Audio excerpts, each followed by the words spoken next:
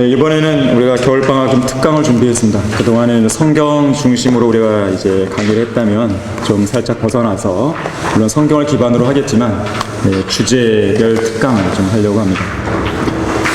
구약에 나오는 신실한 여인들입니다. 그러다 보니까 자매님들이 많이 오셨습니다. 우리가 34명 중에서 자매님들이 25명이서 형제님들은 9명. 형제님들 위축당하지 않으셔도 됩니다. 사실 우리가 이 구약에 나오는 신실한 여인들을 이제 공부를 할 때 물론 그 여인들을 통해서 볼 수 있는 그 신실한 믿음을 배울 수 있지만 우리 모든 그리스도인들은 우리의 신랑이신 예수 그리스도의 신부란 말이죠. 그런 면에서 볼 때에 우리가 배워야 될 영적인 교훈들이 많이 숨겨져 있습니다. 그래서 여러분들이 오늘과 또 내일 이틀간에 걸쳐서 공부하실 때 그런 부분에 있어서도 많이 여러분 진리를 섭렵할 수 있으면 좋겠습니다. 성경은 종교적인 서적이 아니라 인류의 역사책이라는 말을 이 연수과정에 오신 분들은 자주 들으셨을 것이에요. 인류의 역사를 주관하시는 하나님께서는 이름들에 대해서 상당한 관심을 갖고 계십니다. 성경에는 이름들이 많이 나오죠. 이름, 이 name이라는 단어가 성경에는 900회 이상이 언급이 됩니다. 성경에 기록된 인명과 지명만 해도요. 여러분 그 스코필드 주석 성경 보게 되면 뒷면에 부록이 있잖아요. 그 부록에 보면은 인지명이 쭉 있어요. 제가 한번 세봤어요. 보니까 제가 틀리면 안 되니까 대략적인 숫자만 딱 말씀드리면 2950개가 넘어갑니다. 상당히 많이 나오는 것입니다. 성경에서 가장 먼저 기록된 이름, 가장 먼저 나오는 이름이 어떤 이름인지 아세요? 태초에 하나님께서, 하나님의 이름이 먼저 나옵니다. 그럼 성경의 맨 마지막에 나오는 이름은 뭔지 아십니까? 역시 하나님이신 예수 그리스도의 이름이에요. 예수 그리스도. 하나님으로 예수 그리스도의 이름으로 끝나는 책이 바로 성경입니다. 동물들 중에는 어떤 이름이 먼저 나오는지 아세요? 동물. 고래. 창세기 1장 21절에서 행성들 중에서는요, 행성. 수금지와 목도 천의 명 행성 중에서 지구입니다. 땅, 얼스라고 이제 쓰게 되죠. 땅, 바로 지구를 말하는 것이죠. 인명들 중에서는 누가 먼저 나오죠? 인명, 사람 이름. 아담이죠. 너무 갑자기 어렵게 생각하시는 분이 아담이죠. 인간의 이름만 놓고 보면요. 인간의 이름, 그러니까 하나님의 이름 말고 인간의 이름 놓고 본다면 첫사람 아담으로 시작해서 마지막 아담이신 예수 그리스도로 끝나는 책이에요. 성경. 그렇게 본다면 아담의 형상을 따라 태어난 모든 죄인들은 반드시 하나님의 형상이신 예수 그리스도를 믿고 영접해야 한다는 영적인 진리를 우리는 이름을 통해서 볼 수가 있는 것이죠. 이렇듯 하나님께서는 이름에 주목하시게 되는데 왜 이름에 주목하시는 것인가? 사람에 대해 관심이 있기 때문에 사람에 대해서 인간에 대해 관심을 두고 계십니다. 특히 연민을 가지고 계시는 거예요. 이 타락한 인간에 대해서. 그래서 스가랴 6장 12절에서는 예수 그리스도의 이름을 이렇게 표현해요. 가지인 사람. 예수님의 이름 중에 이제 가지, 특별히 고딕체로 써서 표현하는데요. 바로 가지인 사람이에요. 사람으로서의 가지. 그 이름을 가지신 분이 바로 예수님이십니다. 실제로 하나님께서는 인간의 몸을 입으시고 온 인류를 위해 죽으실 만큼 사람들을 사랑하셨죠. 갈보리 십자가를 통해서.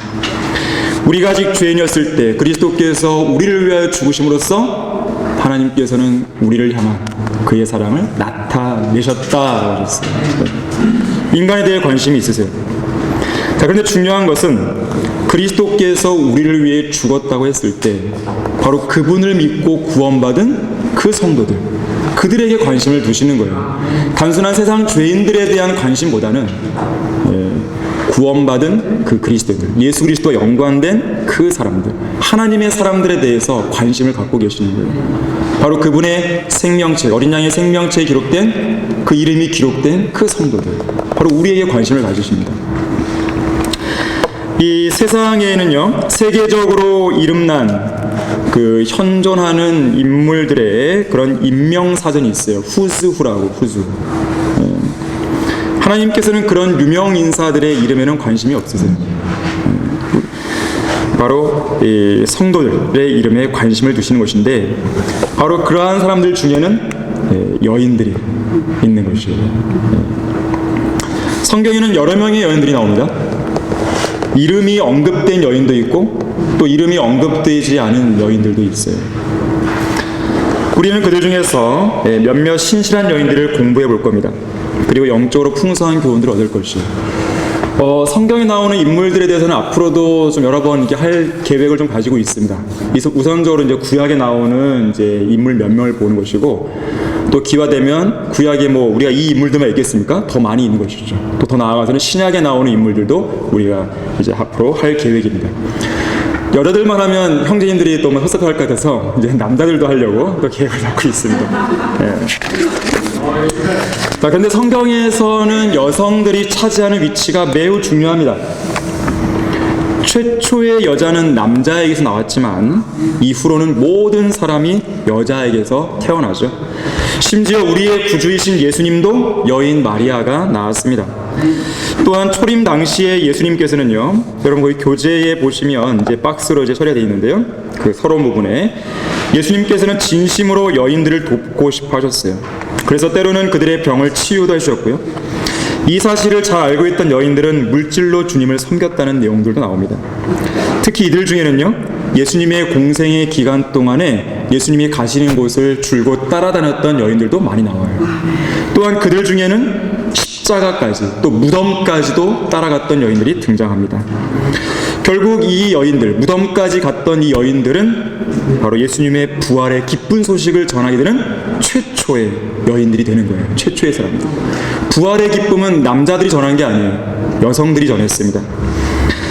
특히나 주님께서 7마귀들을 쫓아내주신 막달라 마리아는요, 부활하신 예수님을 처음으로 목격한 장본인이 되는 것이죠. 얼마나 영광스러워요. 자, 그렇게 본다면 구속에 관한 좋은 소식을 첫 번째로 알린 사람은 여인이에요. 여기 나오는 구절들 한번 집에 가서 좀 찾아보십시오.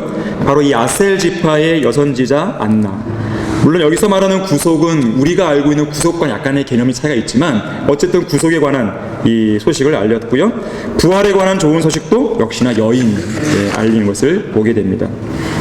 그만큼 성경에서 여인들이 차지하는 위치는 중요하다. 이것을 여러분들이 먼저 인지하셨으면 좋겠습니다. 여인들의 성경적인 역할과 위치를 좀 잠깐 살펴보면, 기본적으로 신구약을 막론하고 여인들의 기본적인 역할은 돕는 데에 있습니다. 하나님께서 여자를 지으신 목적이 바로 여기에 있었어요. 남자를 위해 돕는 것, 바로 여기에 있었습니다. 이 현대의 돕는 배필들이 해야 할 일이 너무 많아서 일일이 열거할 수는 없지만, 이에 관해서 가장 잘 묘사하고 있는 부분이 이제 여러분들이 내일 마지막 시간에 배울 바로 현숙한 여인에 대한 내용이에요. 잠언 31장에 나오는. 그때 자세하게 여러분들이 좀 배우시기로 하고요. 돕는 자는요, 방해자가 아닙니다. 혹은 우두머리가 아니에요. 적어도 하나님의 사역일 때는 더더욱 그런 것이죠. 가정은 말할 것도 없고요. 이 세상에서 가장 현명했던 남자인 바로 솔로몬은 투덜대고 다투기를 잘하는 여자와 함께 살기보다는 광야나 지붕 위에 사는 게 더 낫다라고 말했습니다. 한 독신 남자가 80세가 되었는데 결혼을 안 했어요. 그래서 누가 물었습니다. 왜 당신은 아직까지 결혼 안 했습니까? 이 질문을 받은 이 남성이 잠시 한숨을 쉬더니 이렇게 얘기합니다. 한 번은 제가 20살이었을 때 극장표를 살기 위해서 줄을 서 있었는데요. 앞에 서 있는 한 여자의 치맛자락을 실수로 밟았는데 그녀가 번개처럼 확 뒤돌아서더니 화를 버럭 내면서 말하기를, 이 XX야 치마 못 나? 라고 딱 했는데 말을 던졌어요. 근데 내 얼굴을 보는 순간 갑자기 정중한 자세를 취하더니 제 남편인 줄 알았습니다. 죄송합니다. 이렇게 했다는 거예요. 거기에 충격을 받아갖고 이 남자가 더 이상 결혼을 이제 안 한 것이죠. 이런 사례들이 이제 있긴 한데요. 여자는 돕는 자라는 것을 먼저 기억하셔야 돼요. 우두머리가 아닙니다. 지어진 목적을 여러분들이 기억하셔야 됩니다. 첫 번째로. 두 번째로는요, 여자는 남편의 주관을 받죠. 거기 나오지만 여자의 바람은 남편에게 있고 남편은 여자를 주관한다. 바로 창세기 3장 16절의 말씀이에요. 너의 바람은 내 남편에게 있을 것이니 남편이 너를 주관할 것이라 그랬어요. 자, 하나님께서는 남녀 간의 관계에 있어서 여자에게 권위를 주신 적이 없어요. 자, 그 이유가 디모데전서 2장에 나오는데 한번 찾아보겠습니다. 자, 이것은 가정과 교회와 지역사회 안에서의 기본적인 질서입니다. 이 질서를 파괴해서는 안 되는 것이에요. 이건 하나님께서 정하신 질서이기 때문에 그렇습니다. 자, 디모데전서 2장 11절을 보시면 여자는 온전히 순종함으로 조용히 배우게 하라. 나는 여자가 가르치는 것이나 남자에게 권위를 행사하는 것을 허락지 아니하노니 다만 조용할지니라. 이는 여기 이유가 나오죠. 아담이 먼저 지음을 받았고 그 후에 입으며 또 아담이 속은 것이 아니라 여자가 속아 범죄하였음이라. 자, 두 가지 목적이에요. 두 가지 이유. 첫 번째는 남자가 먼저 지음 받았다는 것이죠. 순서가 있는 거예요. 두 번째는요, 남자가 속은 게 아니라 여자가 속았다 그랬습니다. 남자가 속은 게 아니라 여자가 속았어요. 바로 이 선과 악의 지식의 나무를 먹는 그 상황에서 남자는 속지 않았어요. 여자는 속았죠. 그리고 죄를 범하게 됩니다.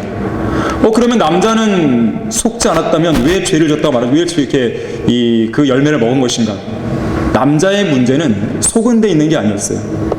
남자의 문제는 하나님보다도 여자를 더 사랑한 것이었어요. 하나님의 그 명령보다도 여자를 더 사랑했던 것입니다. 거기에 문제가 있었던 것이에요. 자, 속은 것은 여자였던 것이죠.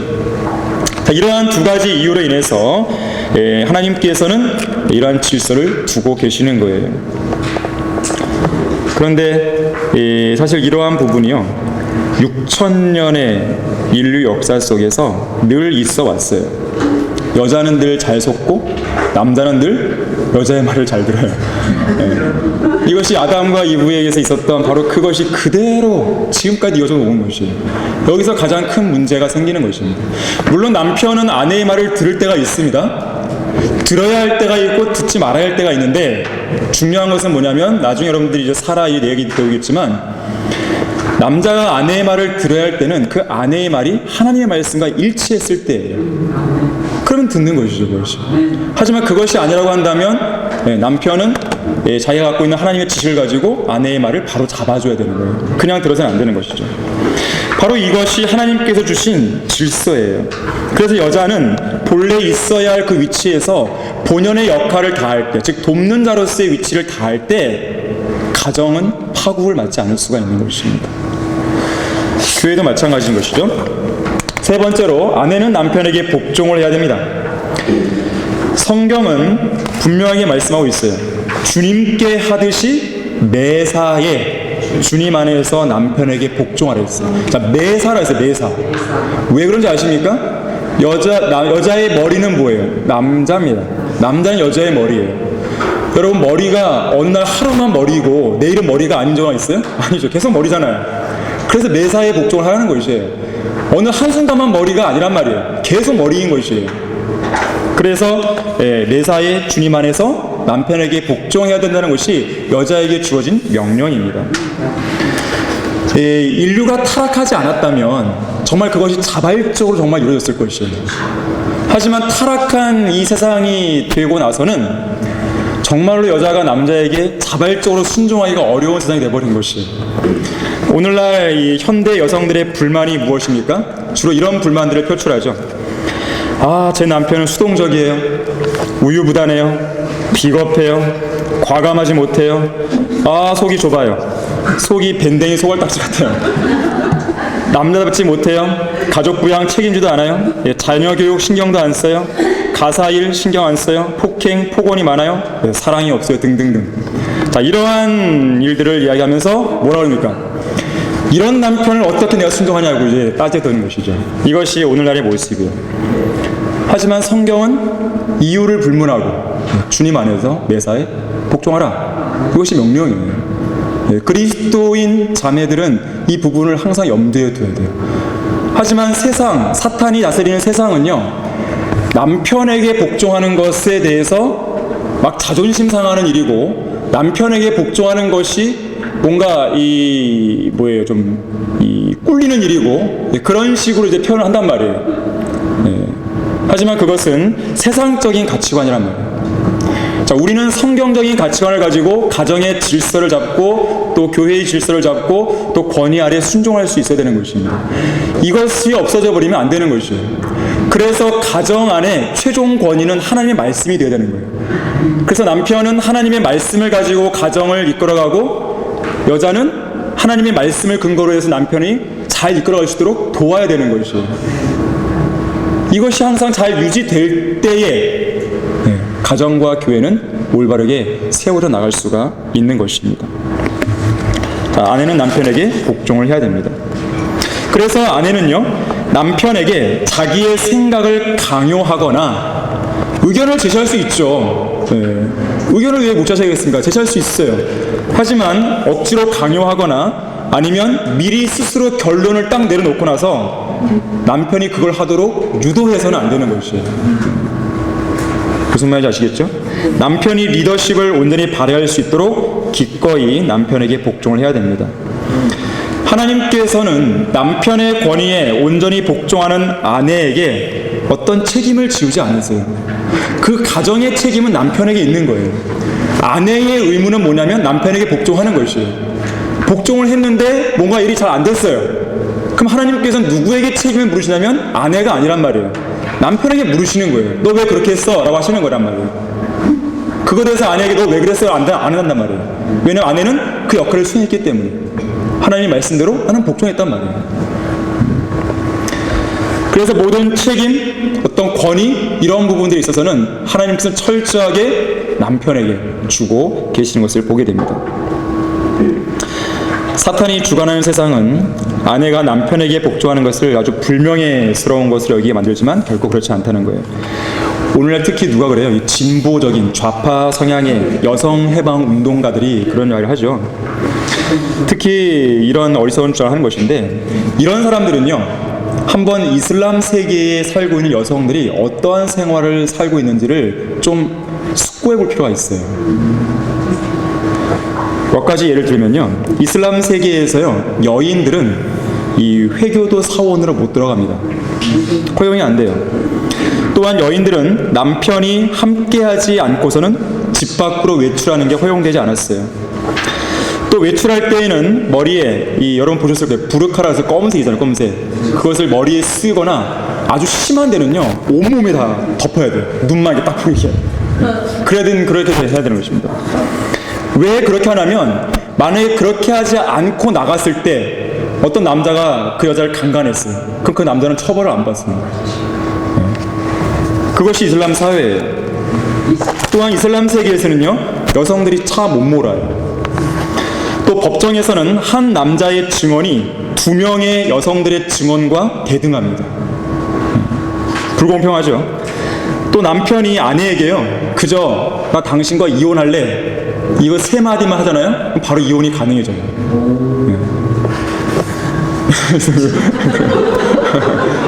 이거 악용하시면 안 되죠. 네. 또 남편에게 의해서 이혼을 당할 경우에 그 여성에게는 자녀들에 대한 어떤 양육권도 주지 않습니다. 이것이 이슬람 세계예요. 자, 그런 세상에서 살고 있는 여성들도 있다는 것이에요. 자, 성경을 존중하고 성경을 읽고 또 성경을 사용하면 그 말씀에, 그리고 그 성경 말씀에 순종하는 그 나라, 그 지역 사회에서는요, 여성들은 세상의 어떤 나라에서도 받지 못하는 그런 지위와 권리와 특권을 누리게 됩니다. 하지만 성경이 존중받지 못한 그런 사회에서는요, 여성들이 짐승과 같은 삶을 살아요. 실제로 노예 같은 삶을 살게 되는 것이에요. 자, 이것이 하나님의 말씀의 영향력이 있느냐 없느냐의 그 차이를 나타내는 것이죠.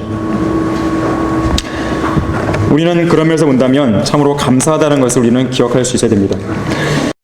성경에 의하면요, 여성은 가정과 교회 안에서 신실하게 섬길 수 있어야 되는데요, 특히 목사와 집사만 될 수 없을 뿐이죠, 교회에서 얼마든지 일꾼이 되어서 섬길 수가 있습니다.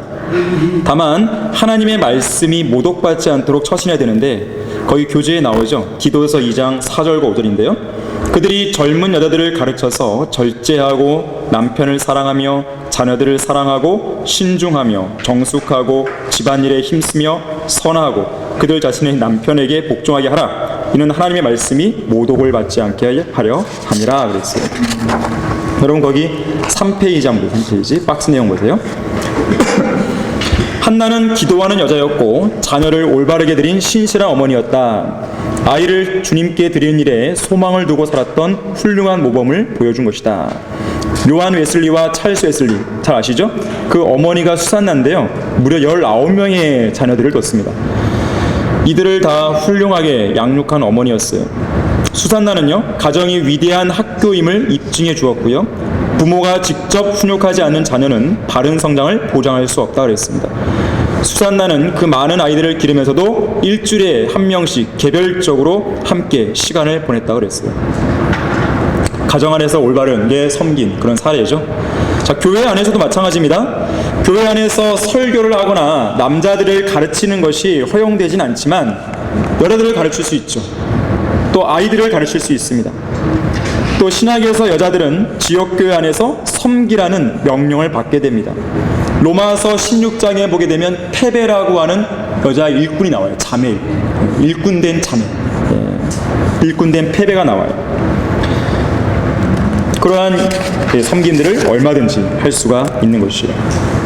자, 이렇게 여성의 기본적인 역할과 위치를 여러분들이 숙지한 상태에서요, 자, 구약에 등장하는 몇 명의 여인들을 하나씩 보도록 하겠습니다. 우선 믿음의 여인들로 불리는 창녀 라합, 재판관 드보라를 한번 볼까 합니다. 여호수아 2장 1절 한번 찾아보겠습니다. 창녀 라합에 대해서는 여호수아 2장을 보면 됩니다.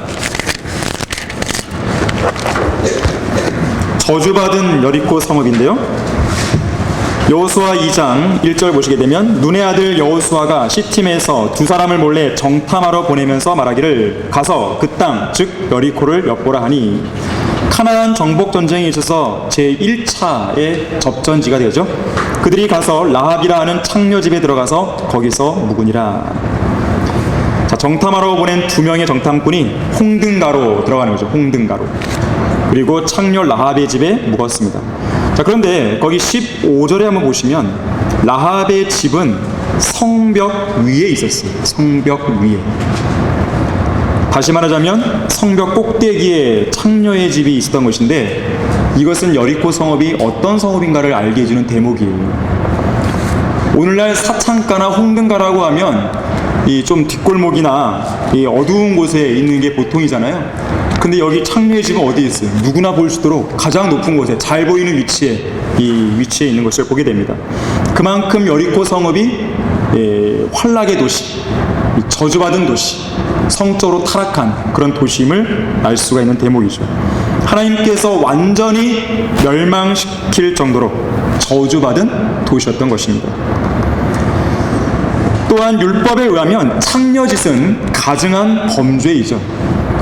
자, 멸망할 도시, 저주받은 그 도시에 가장 가증한 죄를 짓고 사는 한 여인이 바로 창녀 라합이었던 것이에요. 자, 그렇게 본다면 어느 누구보다도 가장 먼저 진멸당해야 될 존재가 바로 창녀 라합이었던 것이에요. 그런데 2절에 보니까 정탐꾼들이 여리코 성읍으로 잠입해 들어왔다는 정보가 왕에게 즉각적으로 보고가 되죠. 이건 당연한 것입니다. 당시 여리코 사람들은요, 요단 동편에서 일어나고 있는 이 국제 정세와 심상치 않은 이스라엘의 동향에 대해서 이미 잘 알고 있었어요. 그래서 성벽의 경계 근무를 당시에 강화했을 것이고, 또 이스라엘의 움직임에 대해서 아주 촉각을 곤두세우고 있었을 것입니다. 그런 가운데 라합의 집으로 뭔가 수상한 사람들이 들어갔다, 이걸 알아챈 것이죠. 그래서 수색병들을 바로 라합의 집으로 즉시 보내는 것입니다. 3절 보시면요, 여리코 왕이 라합에게 보내어 말하기를 내 집에 들어와서 내게 온 사람들을 내보내라. 이는 그들이 온 땅을 탐지하러 왔습니다. 아주 일촉즉발의 위기의 순간이죠. 하지만 하나님의 손길이 라합 위에 있었음을 우리는 알게 됩니다. 자, 라합은 이 정탐꾼들이 자기네 성읍을 멸망시키기 위해 들어온 사람들임을 알았어요. 하지만 라합은 오히려 이들을 숨겨줍니다. 4절 보시면 그 여자가 두 사람을 데려다가 숨겨놓고 이렇게 말하더라. 사람들이 내게 왔었으나 나는 그들이 어디서 왔는지 알지 못하였으며 어두워지자 성문이 닫힐 때쯤 되어 그 사람들이 나갔으니 그 사람들이 어디로 갔는지 나는 알지 못하노라. 속히 그들을 쫓으라. 그리하면 너희가 그 사람들을 따라잡으리라 하더라. 심지어 이 16절에 보니까 이 수색병들이 돌아간 다음에 그들이 어떻게 안전하게 돌아갈 수 있는지 그 방법까지도 자세하게 알려준 것을 보게 돼요. 자, 지금 여기 4절과 5절을 보게 되면요, 라합은 지금 거짓말을 하고 있음을 알게 되죠. 사실 거짓말을 하면 안 되잖아요. 출애굽기 20장 16절에서는 너는 내 이웃에 대하여 거짓 증거하지 말지니라 그랬어요. 율법의 명령에 따르면. 그런데 여기에서 하나님께서는 라합의 이러한 거짓말을 묵인하시는 것을 보게 됩니다. 이런 사례가 출애굽기 1장에도 나와요. 자, 한번 찾아보겠습니다. 출애굽기 1장 17절입니다. 하나님께서는 분명히 거짓말을 싫어하시고 거짓말에 대해서는 반드시 심판하시는 분이신데 예외적으로 거짓말을 묵인해 주시는 경우가 있다는 것이죠. 자, 출애굽기 1장 17절 보시면 당시에 파라오가 이 이스라엘 백성들의 그 사내 아이들을 다 죽이라는 명령을 내리잖아요. 그러나 그 산파들은 하나님을 두려워하여 이집트 왕이 그들에게 명령한 대로 하지 않고 사내 아이들을 살려주었더라.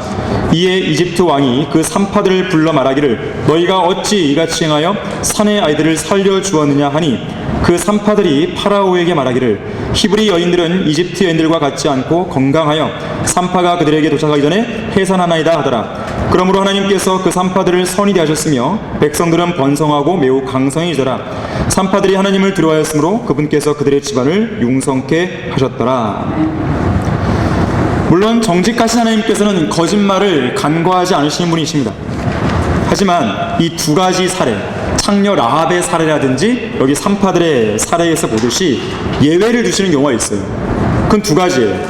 첫 번째는 죄 없는 자들의 생명을 보존할 때, 죄가 없는 사람들의 생명을 보호해야 할 때, 두 번째는 그 죄 없는 자들이 특히 유대인들의 경우, 이 두 가지 경우에서는 하나님께서 묵인해 주신 것을 보게 됩니다. 왜 그러냐면 거짓 증거하지 말지니라 라고 명령하신 그 하나님께서는 또 뭐라고 말씀하셨어요? 살인하지 말라 그랬죠. 살인하지 말라. 또 창세기 12장 3절에서는 너를 축복한 자들에게 내가 복을 주고 너를 저주한 자를 저주하리라. 바로 아브라함에게 하신 언약인데 바로 이스라엘을 향한 언약임을 우리는 보게 되는 것이죠. 이런 경우에는 예외적인 경우를 두시는 거예요. 하지만 어떤 분명한 죄나 그로 인한 결과들을 덮기 위해서 하는 거짓말을 간과하시는 경우는 단 한 번도 없으시다는 것이죠. 이러한 예외적인 경우를 가지고 상황 윤리인이 하면서 상황에 따라서는 거짓말을 할 수 있다는 등의 자신의 거짓말을 합리화시키는 그런 일을 해서는 안 되는 거예요. 자, 어쨌든 라합은 거짓말을 했어요. 그리고 거짓말을 통해서 자기 동족을 배신하게 됩니다. 라합의 입장에서 본다면 분명히 이 정탐꾼들은 적이었어요. 근데 라합은 이들이 분명히 자기들을 멸망시키러 온 적임을 알았음에도 불구하고 이 적들을 돕고 있는 것이죠. 하지만 이것은 여러분 그 교재의 박스 내용 보시게 되면 단순히 자기 백성을 배신하고 말고의 문제로 국한시키면 안 돼요, 여러분들. 오히려 이것은 내가 하나님의 편에 서 있는가 아니면 마귀의 편에 서 있는가, 하나님의 편에 서 있는가 아니면 세상 편에 서 있는가, 이 문제로 여러분들은 귀결시켜야 되는 것입니다. 지금 라합은 단순한 동족을 배신하는 것, 이것이 아니에요. 이 문제가 중요한 것이 아니고 하나님의 편에 서고자 하는 이 모습이 중요한 것이죠.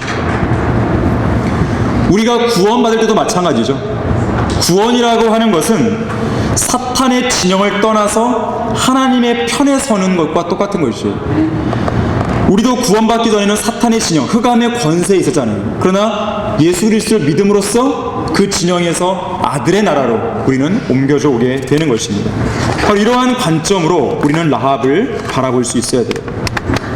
라합은 하나님께서 이스라엘 백성들과 함께하고 계시다는 것을 알았던 거예요. 이따 우리가 찾아보겠지만, 그래서 과감하게 자기의 민족을 버리고 하나님과 그분의 민족을 선택하는 것을 보게 되는 것입니다.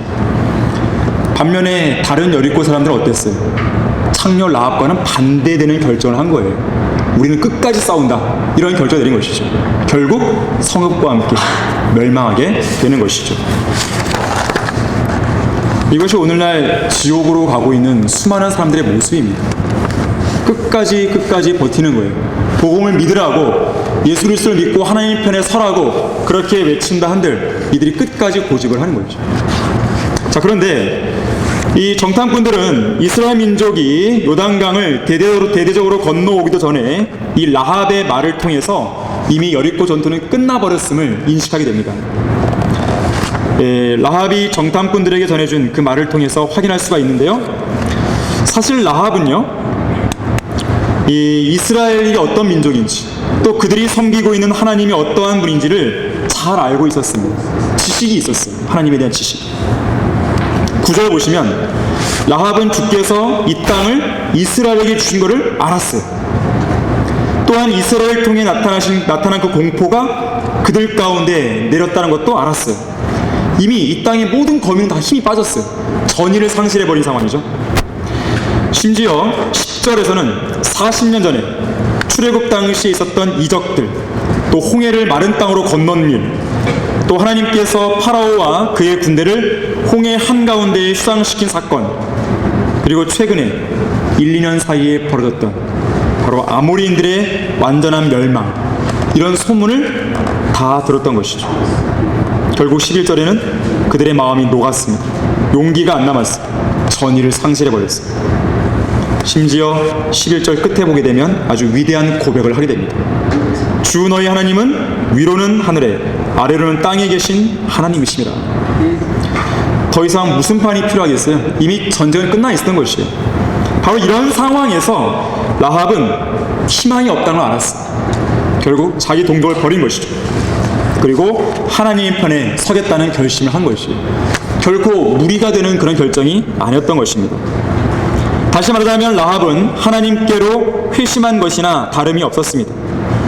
더 이상 여리고 성읍의 거짓 신들을 믿고 섬기며 따를 이유가 없었어요. 이제 하나님께로 돌아섬으로써 물리적으로든 영적으로든 구원을 받게 되는 것이죠. 물론 이 라합이 가졌던 믿음은 오늘날 이 교회 시대의 성도들의 믿음과는 달라요. 우리의 구원과는 다릅니다.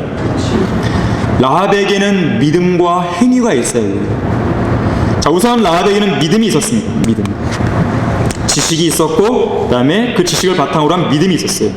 자, 어떤 믿음인가 하면 방금 11절에 읽었듯이 참 하나님이 누구인가를 아는 것이에요. 이스라엘이 섬기는 그 하나님이 참 하나님이시구나, 이걸 알았던 것이죠. 두 번째는요, 이 믿음이 있었는데 거기 히브리서 11장 31절을 찾아보겠습니다. 이 믿음에 대해서 히브리서 11장 31절은 이렇게 표현합니다.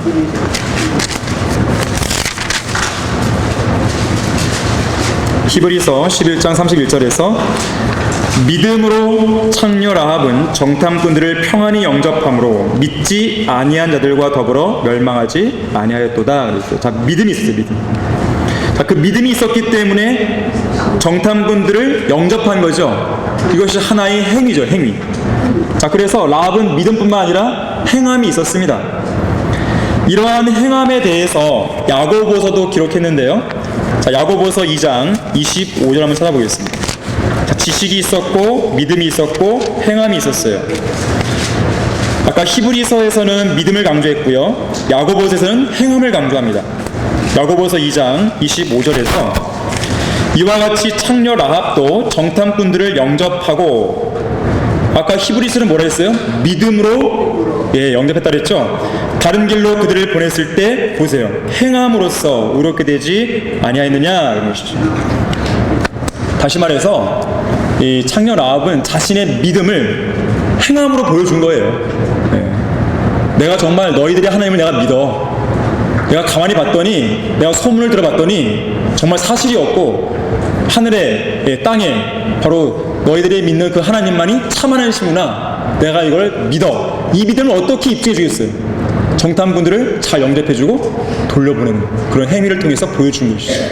그렇게 됨으로써 창녀 라합은 구원받고 의롭게 된 것임을 보게 됩니다. 여기 지금 야고보서 2장 25절에서 정탐꾼들 영접하고 다른 길로 그들을 보냈을 때 행함으로써 이렇게 됐다 그랬는데요. 여러분 거기 여호수아 2장 16절에 보게 되면 바로 이 부분을 설명해 주고 있습니다.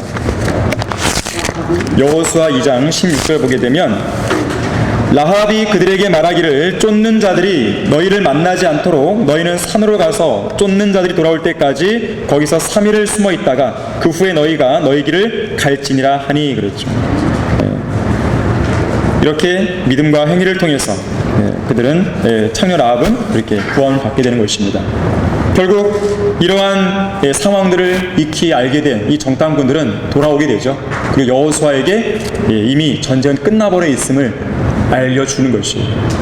그래서 여호수아 2장 24절에서는 그들이 여호수아에게 말하기를 참으로 주께서 그 땅 모두를 우리의 손에 넘겨주셨으니 그 땅의 모든 거민들마저도 우리로 인하여 힘이 빠졌나이다 하더라.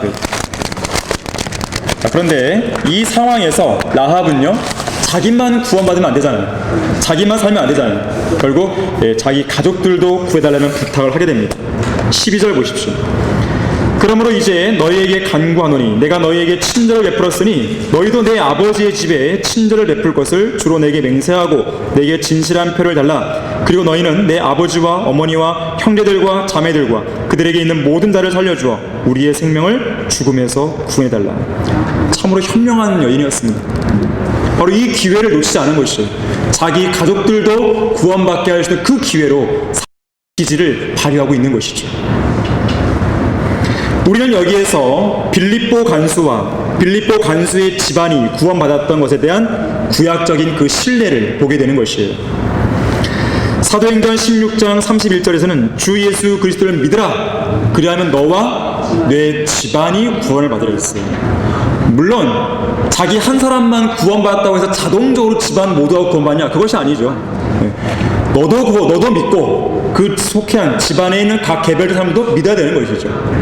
그러나 빌립보 간수가 구원받음으로써 그 집안이 구원받을 수 있는 그 길이 열렸잖아요. 기회가 열렸잖아요. 마찬가지죠. 창녀 라합도 자기의 가족들이 구원받을 수 있는 그 기회가 열린 것이죠.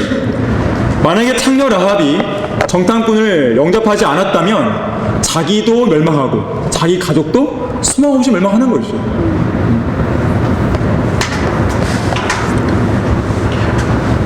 자, 라합의 경우에도요. 만약에 라합의 그 가족 구성원들, 다른 사람들도 구원을 받으려면 똑같이 그들도 창녀 라합과 같은 믿음이 필요했던 것입니다. 18절과 19절에서 정탐꾼들이 라합의 가족을 구원해 주겠다는 약속을 할 때에 반드시 라합의 집안에 머물러 있어야 한다는 그 조건 하에서 약속을 하는 것을 보게 돼요.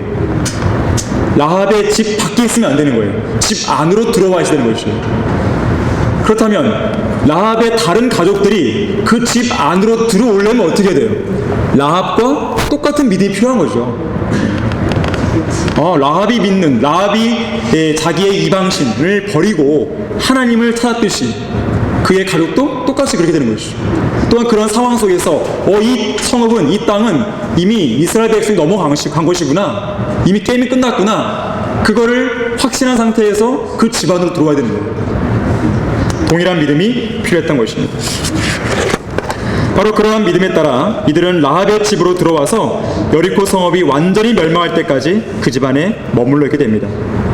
자, 그런데 이렇게 라합이 부탁했을 때 정탐꾼들은 세 가지 조건을 이 라합에게 제시합니다. 첫 번째, 14절에 보니까요, 정탐꾼들과 관련된 일들을 폭로하면 안 돼요. 두 번째, 18절 보시면요, 여러분이 잘 유명한 거죠. 진실한 표, 바로 주홍실줄을 집에 매달라는 것이에요. 보라, 우리가 이 땅으로 들어올 때에 내가 우리를 내려가게 한 창문에 이 주홍실줄을 메어두고 내 아버지와 어머니와 형제들과 내 아비의 가족 모두를 내 집으로 모을지니라 그랬어요. 세 번째는 19절에서 집 밖으로 나오면 안 된다는 것입니다. 자, 여기서 우리는 몇 가지 중요한 예표들과 영적 진리를 발견하는데요. 자, 우선 주홍실줄은 예수님의 피를 예표합니다. 물론 라합이 예수님을 믿고 구원받았다는 그 말이 아니죠. 이건 하나의 예표예요, 예표. 예표적으로 예수 그리스도의 보혈을 통해 구원받는 걸 보여줄 뿐이죠. 사탄의 세상을 떠나서 하나님께로 돌아온 바로 구원받은 성도들의 모습을 예표해 줍니다. 구약에는 이런 예표들이 많이 나오는데 그중 대표적인 것이 바로 유월절 어린 양의 피를 집 문인방과 양 기둥에 뿌렸던 것이 거죠. 바로 유월절 어린 양의 피. 그래서 이 라합과 그녀의 가족들이 반드시 집안에 있어야 했던 것처럼 사실 당시 이스라엘 백성들도요, 그렇게 그 집안에 있어야 돼요. 그래야 이 죽음의 사자가 지나갈 때에 거기서 이제 죽음의 천사가 지나갈 때에 거기서 멸망하지 않을 수가 있었던 것이죠. 바로 예수님의 피가 묻혀진 성도에게는 사망이 넘어가는 것 똑같은 거예요. 패스오버, 유월절. 또한 주홍실줄은요, 신실과 진실이신 예수 그리스도를 보여줍니다. 왜냐하면 12절에 의하면 진실한 표라고 했어요. 진실한 표. 예수님의 이름이 신실과 진실이에요. 요한계시록 19장 11절에 의하면. 그래서 이 주홍실줄은 그런 진실한 표라는 의미에서 예수님의 또한 예표가 되는 것이죠. 또한 이 라합의 가족들은 구원받기 위해서는 창녀의 집으로 들어와야 했습니다. 비록 라합의 다른 가족들은 창녀나 음행자가 아니었어도 이 지저분하고 더럽고 음란한 홍등가로 내려와서 그들의 버려진 딸과 함께 창녀 집에 머물러야 됩니다. 이것은 우리에게 뭘 보여줍니까? 구원을 받기 위해서는 범죄자 취급을 받아야 된다는 것이에요. 다시 말하자면 자기가 지옥에 갈 수밖에 없는 죄인임을 인지하지 못하면 구원받을 수 있는 길이 없는 거예요. 오늘 자기가 죄인임을 알아야 되는 것이죠. 또 마지막으로 볼 수 있는 것은 이 라합은 정탐꾼들이 제시한 이 조건을 시행하는 데 있어서 지체하지 않습니다. 21절 보세요. 그녀가 말하기를 너희의 말대로 할 것이라 하고 그들을 보내니 그들이 떠나니라. 그리고 그녀가 창문에다 주홍색 줄을 매니라 그랬습니다. 여러분 거기 18절을 보시게 되면 원래 정탐꾼들이 언제 이 줄을 매라 그러냐면 이 땅으로 들어올 때, 여리코를 정복하러 올 때 매면 됐어요. 하지만 이 창녀 라합은 그렇게 하지 않고 그때까지 안 기다렸죠. 정탐꾼들 보낸 즉시로 매는 것을 보게 됩니다. 구원이라고 하는 것은 지체할 일이 못 돼요. 복음을 들었을 때 즉시 순종해야 돼요. 자, 그리스도인들은 두 번의 부르심을 받습니다. 첫 번째는 구원으로의 부르심이에요. 우리 모두는 구원으로의 부르심에 다 응답한 사람들입니다. 두 번째는 사역으로의 부르심입니다. 구원으로의 부르심에도 즉각 응답했다면 사역으로의 부르심도 당연히 즉각 응답해야 돼요.